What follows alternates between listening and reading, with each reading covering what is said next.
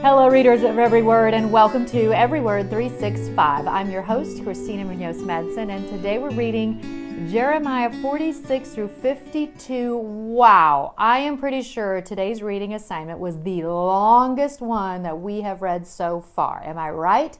Anybody else feeling the pain?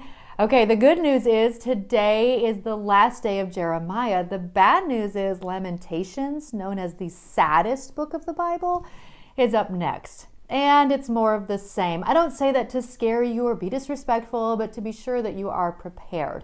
But I'm also so excited for upcoming books like Daniel. It'll be back to reading stories that many of us know, and I feel like that's typically a little bit easier. That being said, I thought today's daily walk from our Bible was so good that I'm actually going to share it here. You know I don't do this often, but if you read something that convicts you, please don't just think about changing. Commit to making a change. So here we go. Immunity to disease is a wonderful thing, but there are some immunities you would be better off without. One such immunity is typically and tragically found among those who regularly sit under the teaching of God's Word. Does this describe your habits today? Week by week in church, conviction comes as God's truth hits home in your life. You promise to change, but don't. Conviction returns, and again, you know what needs to happen, but somehow you never get around to doing it. After a time, you begin to see conviction as an end in itself. Immunity has set in.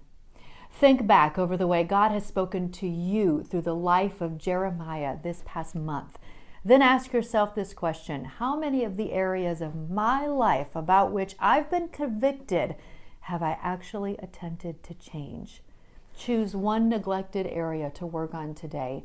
Don't allow spiritual immunity to rob you of spiritual vitality. Again, that's today's daily walk, and I think it's so good. And again, I am speaking to myself here as well.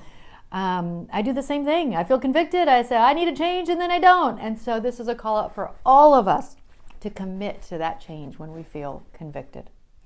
And of course, I'm including the overview video on Jeremiah from the Bible Project. As you know, I send these at the end of the books. You can watch them at the beginning if it helps, but it really does help put all of this into perspective, all that we're reading.